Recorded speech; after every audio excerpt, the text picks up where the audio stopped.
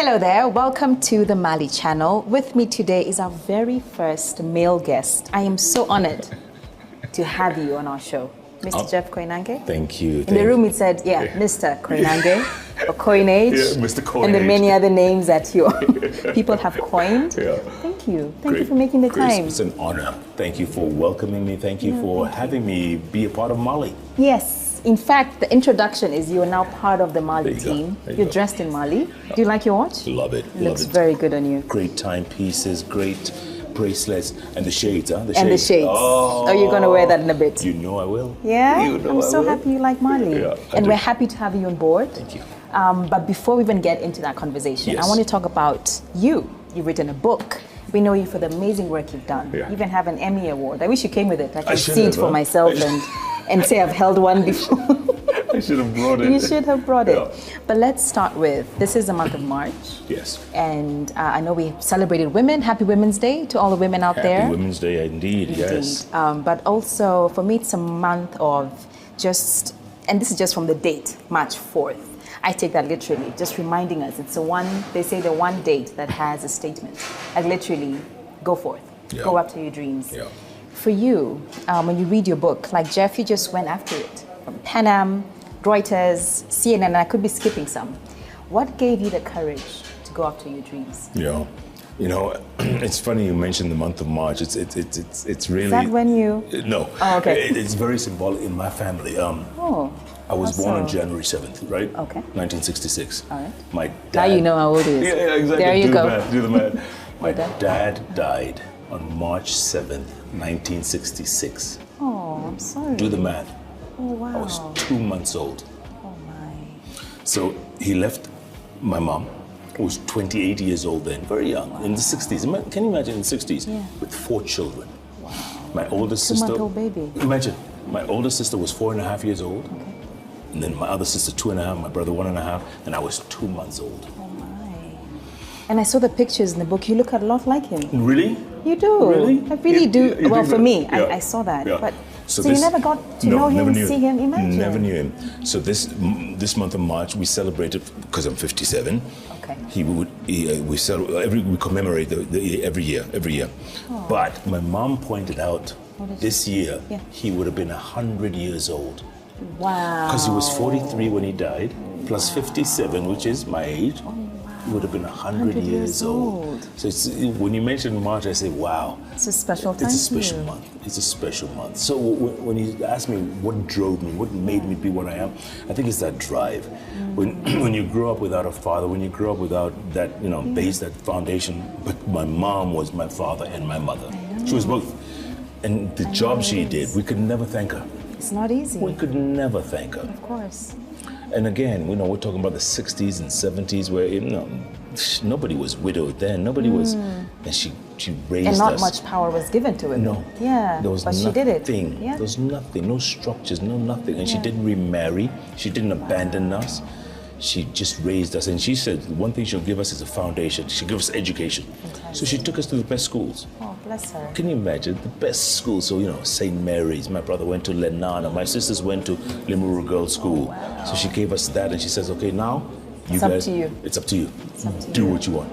I like how you mentioned, I can only imagine what it's like to have not had a father figure for a guy. Yeah. It's very, both women and men need a present father. Yeah. But for you, how did that play out in your life? Did you look for a mentor? Did you have a season where it troubled you? How did you deal with that? Because that happens to a lot of young men. People today, absolutely. Yeah. And single parent homes. How did you work around that? It was tough, and my mom tried her best, to be that mentor, to be that guide.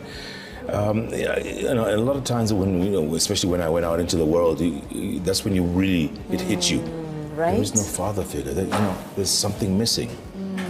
But you have to keep moving on. You have to find something that'll inspire you, whether it's movie figures, whether it's politicians, whether it's people you grew up around. Yeah.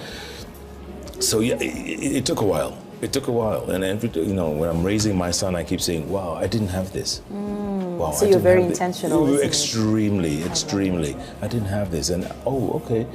But he's lucky to have both. He is. And a lot of kids are lucky to have both. But there are some, like you mentioned, who don't grow up without a father. Yeah. A single parent home. And it's tough these days than it was back when we were growing up. Yeah? Because there's no community? Is that what you... Exactly, yes, exactly. Indeed. Yeah. And there's no social media, and there's no, where you can look up something and, say, oh, right, Denzel Washington will be my mentor, or Morgan Freeman, let me listen to his words of inspiration, those kinds of things. Back then, there was none of that. Oh, wow. Yeah. So well done. Look at you. Look at you. Now we have many men and women looking up to you in what you've achieved. I hope so. Yes, indeed. And speaking of, I feel like anyone now can be a content creator. Yeah. Just need a phone, Wi-Fi, bundles, and boom. Yep. And in a world coming from where you're coming from, it wasn't as easy to get into journalism. No. What would you tell that person now who may be studying journalism or just wants to create content? Yeah. I still feel there is wisdom in that experience from the past, that is still key. What can you tell that person today? First of all, when we used to travel, I have to tell you this because it's a funny story. When we used to travel from one country to another, we used to travel with 200 kilograms of equipment. 200 kilograms. I mean, we have equipment here, but it's not close to... We would check in at the airport, and you have to, it's like 13 bags or 13 boxes. It takes forever. You're holding up the line. God forbid one box was missing when you landed. Oh, wow. Oh, it was horrible. And I wonder how we really did it. But we did it. And, the tape, we always shot on tape. Okay. I go back to the edit studio and you go rewind. You take your TCs. Correct. TCs, your time code. Exactly. My God, this stuff has changed incredibly. And it's great. It's great because it gives everybody an opportunity. That's true. But people have to remember that the core business, the foundation has to be what it is, journalism. Yeah. Yes, you can create content, but you need to create it all the time. You can do a great story today and everybody will be talking about it, you'll be trending, you'll go viral. What are you going to do tomorrow? What next? You wake up tomorrow and it's like, oh goodness, what do I do today? I see. So you have to be consistent, you have to do it all the time, if you want that. If you want people to remember you forever and ever. I feel like you're talking to me directly. No. You asked me, so how often are you posting on this channel, Grace? Once a month. You need to do it more then. I hear what you mean. Consistency. Yes. It's great that people put content out there. It's fantastic. But, think about longevity. Yeah. Think about consistency. Yeah. You have to be consistent. That's true. If you want people out there to keep watching you or coming back to you, keep giving them something. Keep giving them something. Okay. And keep thinking, okay, yesterday I did this, it was great. Today I'm going to do this. Tomorrow I'm going to follow up. Follow up is always important. Okay. And don't rest on your laurels. As a Kikuyu, you have to say that slowly, huh? As a rest on your laurels. Don't rest on your laurels. Because once you do that, you get lazy. You do. And we are very the next best person will come up. Take over. That's true. We'll take over in a minute. In a minute. Because this generation, or most of this upcoming generation, you call it Z, right? Yeah. Z. They have an attention span that's very short. Oh, it's 2 minutes. 2 minutes. Yeah. People so how can you engage them? Exactly. Like a TikTok video. There you go. There you go. So yes, it's great that they're doing this. It's great that journalism has changed incredibly in the last 20, 30, 40 years. But still, consistency is so key. It's key. It's key.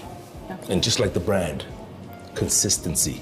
Selling this every time, letting people know what Mali is. Okay.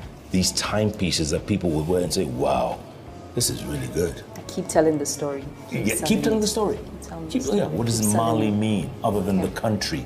Or in Swahili, Mali means? Exactly, that's where it came from. Wealth. Arabic and Swahili meaning of wealth. And for us, it's just like an ode to Mansa Musa. Mansa Musa. We studied him in school, yes. Exactly. Yes. And he was the wealthiest man in the world. Yeah. Not Africa, but the world. And so if an African can do that, he did, giving out gold. Along the way. And in Egypt, until gold is appreciated. That's how much gold he gave out. So if an African man can do that, be the richest man in the world, why not do that ourselves? Why not? Create a beautiful luxury product that we can sell to the world. That is my dream for Mali. I hope you can help us achieve it. I will try my best. But, you know, Grace, you have done a fantastic job as it is. You may not need my help, but I'll tag along. Look at him being coy and kind.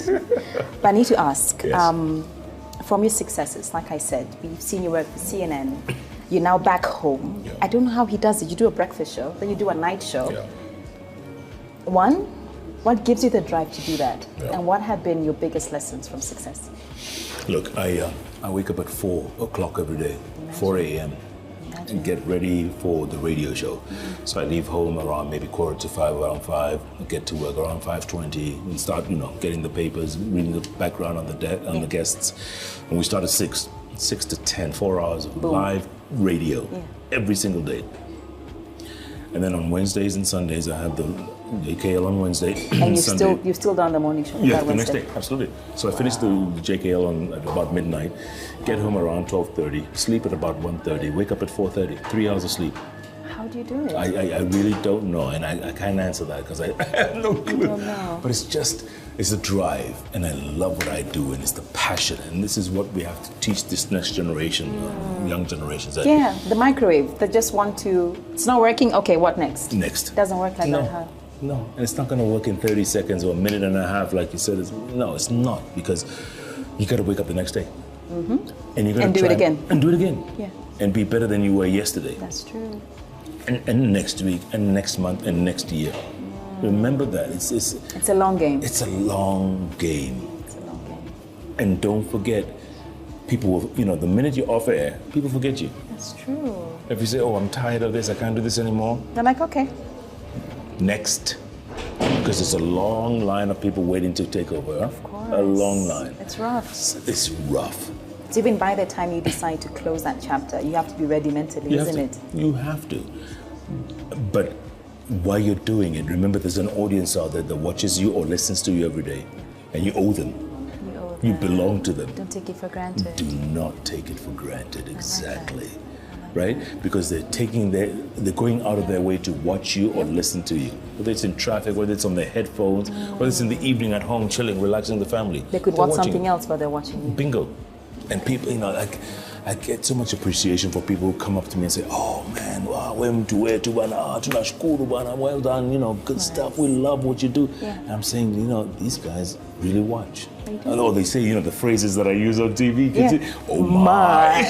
Even my kids say that. Do they? My, oh my. Can you imagine? Can you imagine such a simple phrase? Yeah, look at what you've done. People use every day. Yeah. So you say, you know what? If you guys are going out of your way to watch me or listen to me, I will give you back. I'll do everything I can. I'll give you content. I love it. Could you say, is that the secret to longevity? Yes. Okay. Yes. Consistency, hard work. Yeah. Don't forget, hard work is key. Get up in the morning. Even when you don't feel like getting up. I tell you. Get up. Discipline. Yeah. Right? And when you feel, oh my goodness, I can't do this anymore. I can't do it. No. Keep going. Everybody has issues. Everybody has problems, and you may have things. I don't want to say this badly, but I feel like this generation has sort of become soft. I don't know if should I say that. And I don't mean that badly. Like even I have days where I don't want to get up. You need to exercise and to do this, but you're just like, oh my goodness. But what I'm learning from your generation is you have the days as well, but you get up and get the job done. Yes. So at the back of our mind, you need to remember, just get it done. And keep going. Just keep going. And keep going. And, tomorrow will be a better day. Amen. You know what I'm saying? Yeah. If today was a rough day, wake up tomorrow and it'll be better. Do better. Yeah. If today was a good day, I'd say tomorrow will be a better day. I like it. You know what I'm saying? I like it. And just keep going. Okay. I've been in this business. How many years now? 1995 was my first job, so nearly 30. 1995, actually 94 in New York. I wouldn't say how old I was. 1995. Can you imagine? Nearly 30 years. Imagine. Yeah. When did you know this was it, actually? Journalism? Because you started off, Pan Am and your voice and the airplane, and everyone was like, what are you doing on this airline? Your voice needs to be on a TV screen or a radio. And I didn't know that. You didn't know? No, I was making announcements on the plane, and I didn't know that it could earn me money. Back, can you imagine? You didn't know the gift you had. Yes. Oh, that's powerful. Can you imagine? God given. He just gave you that, and you didn't know you could make money with it. Wow. And then when I went to college and studied journalism and started working in New York, and obviously it was difficult then because I was not American. And they could tell that you're not American. Over there, they can tell that you're a foreigner. Yeah. But still, I said, you know what? I'll keep going. I'll keep practicing. I'll keep studying. And even if I'm going to be a producer initially, which I was, I can work my way to becoming on camera. Yeah. Great. And it was difficult, huh? It was difficult. But when I came back to Kenya and I started working for Reuters, I did that for 6 years. It was great, Kenya and in West Africa and South Africa. Still producing most of the time, but once in a while voicing. Really? It was when CNN approached me the first time, and they said, "We want you to be our Lagos bureau chief." And I said, we were living in South Africa then, right? And I said, so from South Africa to Lagos. Can you imagine? It's like black and white. Right? But you said, you know what? I'll do this. Yes. Why? To get on air, to get experience, to challenge again. It was a great challenge. From Johannesburg to Lagos. Yeah. And I realized, you know what? I was born to tell the African story. That's my calling. It took me a while to realize that, But you did. Eventually, and that was it, and that's why I wrote this book. If you've not bought this book, I'm gonna plug it for you. Thank you. It's a beautiful, I guess, part of you sharing yourself with us, and your journey, and your career journey, even family. It's such a beautiful book. Yeah. As we wrap, we've talked about your successes, but we all have moments that rock bottom, low moments, failure, but I call that as just redirection. Take us to the moment when you left CNN. And you share that publicly. I do. How it happened. I don't know if you want to share now, but how did you recover from that? And look at you now. Like back with a bang. We're still watching you, listening to you. How did you move from that to this?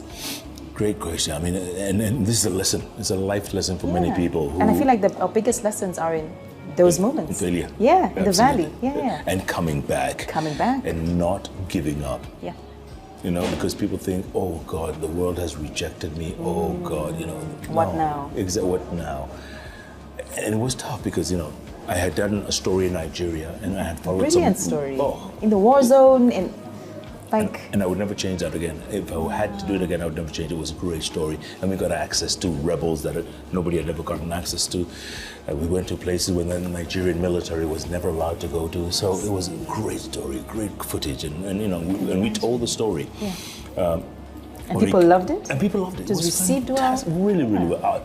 Apart from the Nigerian government. And we tried to get a reaction from the Nigerian government, and they refused to talk to us because, they weren't engaging in the rebels then. Okay.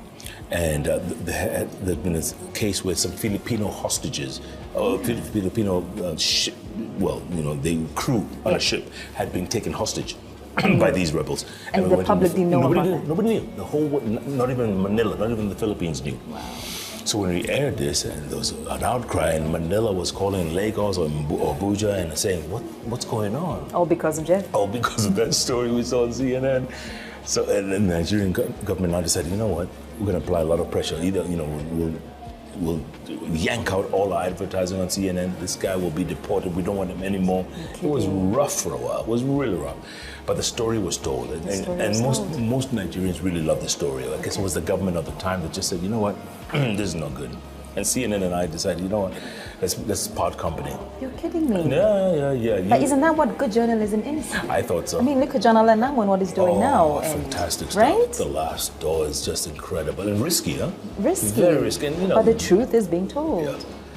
How did you feel after that? It was tough, huh? It was really tough because I thought, I'd really told the story. And you did your job. And the hostages, I didn't tell you, the hostages were released less than 48 hours after we did that story. Oh, wow. Can you imagine? The rebels went on and released the hostages, then they sent them to Port Harcourt, which is, back then it was in the south. In my books, that's powerful journalism. I thought so. But It was a great learning lesson in that, you know, you go from here, There are powers that be, and CNN, and you're reduced to, and you have to pick up the pieces and move on. How did you do that? I just decided, you know, first of all, let me write a book. Oh, that's when you started writing? Yes. Wow. Yes. It was 07. My son had just been born, which was a great time because you had some time. I was writing, I had a lot of time, and I was writing the book at night, so I could take care of the young man at night, and my wife could take care of him and during the daytime. So it was great. And it worked out well. Oh, it worked out beautifully. It took me 7 years to write, by the way. Wow. 7 years. Wow. All the research, all the, you know, going back in time and telling the chronology, revisiting the past. So I said, you know what? Once I write this book, I can keep moving. I can keep moving. So as I was writing, I was saying, where do I go? What do I do? I said, time to go back home. I've been away for most of my life then, for more than 20 years. Time to go home. Time to go home. Jamal needs to know home. You know? Yeah. So K24 came calling. Yes. That's when you know. The bench. Yeah, all Kenya. All the time. Oh. I got that on camera. It's a great show. It was a great time. And this was 2007. Okay. So we started this TV station that was 24 hours of news. And people were saying, who's going to watch 24 hours of news? There's nobody who's going to watch. It's boring. Yeah. And then post-election violence happened. And that's what we were watching. Boom. There was nowhere else to go. That's true. What's happening at Sarit? What's happening in Lavington? What's happening at Yaya? What's happening in Eldoret? What's happening in Mombasa? We were giving all that news. Yeah. Yes, you were. The timing couldn't have been better. It worked out for you. It worked out beautifully. And we did that. And then the bench, of course, we would do that every day. Yeah. For the first 3 years, I did that show every day, 7 days a week. Wow. And that, again, it was the hard work, it was the consistency, Exactly. It was getting this program for an audience out there that was used to watching Citizen, KTN, NTV, all those other big stations. And no profile every single day. You were doing an interview every single day. Can you imagine? Just shake my hand. Doing this every single day. Every day. For 3 Getting years. a guest every single Every day. Different guest. Wow. It was incredible. I mean, it was great. And people still say some of my best interviews were during it's true. When the benches at Fairview and at Norfolk. It was a great time. It was a great time. I mean, I hope we changed the way people watch, not only watch TV, but the country changed, you know? Yeah. Because it was a tough time. It was. It was a very tough time. And bringing a country like this together where every day, you know, people are hating on each other, people are going after each other. You had a huge responsibility. Huge. And I hope we achieved what we were meant to achieve. I think you did. It was a great journey. I think so from 07, the last, 16 years, I've been back home. Well, still travel out and do stories in different countries. But it's great to be back. It's great to be back. Then Citizen came knocking. No, it was K24, and then I worked for a Nigerian station called Arise. I don't know if you've watched Arise on DSTV. Yeah, great. I have. Yes. You did that after K24? I did, yes. Not bad. I did that for about a year and change in London and in Johannesburg and in New York. I see. Because they had different bureaus there. Okay. So I did that for a whole year and change. After I said, you know what, all this traveling and stuff, it's time to really go back home. Okay. So KTN. I did the JK Live at KTN with the Kempinski for the most time, remember? Yes, indeed. We're doing Wednesday, Thursday. Okay. Wednesday was political and Thursday was Inspiration Thursday. And that's where you started years ago, KTN? Yeah, about 2013. When you were younger? No. What was the time you did a stint? When I first came back to Kenya. Yeah, I was doing KTN and Reuters, correct? Yes, exactly. So you went back there later? Yes, back to KTN, yeah. Look at you. Yeah, and then after that, Citizen. With all that you've achieved, I mean, he's worked everywhere, really. That is important and should be mentioned. Yes. What are you most grateful for, and what parting shot can you give the people watching? Yeah. I'm so grateful for the fact that I can get up every morning and go to work. Yeah? Yeah. I see some people who complain. Not only that, I grew up with, and they're in the street, Okay. either drinking or drugs or gave up on life. That happens, eh? It happens, but it need not. Okay. As long as you have 2 legs and 2 arms and a mind that can think. Get up and do something. Yeah, keep getting up. Because there's some people who'd love to and can't. That's true. They're in a wheelchair or in a hospital bed. They're restricted. They cannot do anything. Yeah. But your sound mind, you have all your limbs working. Yeah. Your brain is working. What are you waiting for? What's your excuse? So I'm grateful that I can get up every day and go to work. I love it. And I'm grateful that there is work to be done. There's I'm still work to be relevant. done. I hope, I'm still relevant. Yes, you and I are. can be. Yes, and it's difficult in a business like this because there's so many people, so much many. talent. Indeed. And Coming up every day. Every day. Yeah. And I'm going to have to give it up to somebody at some point. Indeed. So Are you ready? Yes. Are you preparing yourself for that? Look, I just told you 30 years. 30 years 30 is a long years, time. yeah. I can move on. I can move on. I've done my bit and I love it. And the book will always, it will be sold forever and ever. By the way, it's available at Textbook Center and Prestige Bookshop. Go get it. Yes. The fact that I'm still relevant is great and I appreciate. Okay. Every day I appreciate. And I will give back as much as I can, as long as I can. Yeah. Right? When it's time to walk away, I'll walk away. Happily, and I'll know that I did my bit. So my piece of advice, especially to people in this field of ours, number one, you're only as good as your last story. Yep. And this is everyone who's doing content. Yep. You're only as good as your last story. And you can't ride on that last story forever. No, people Keep creating. People will move on. That's true. People will move on. That's Remember that. So get up tomorrow, do something else, next day, next week, next month. Number two, especially in journalism, no story is worth dying for. A couple of times I came close to being killed or dying. You're like, no, it's not worth it. It's not worth it. It's not. And you lost some colleagues, didn't you? I lost some. Oh, God. Yeah. Oh, January 1999. I'll never forget in Sierra Leone. It was horrible. And I'll never forget. And I said, you know what?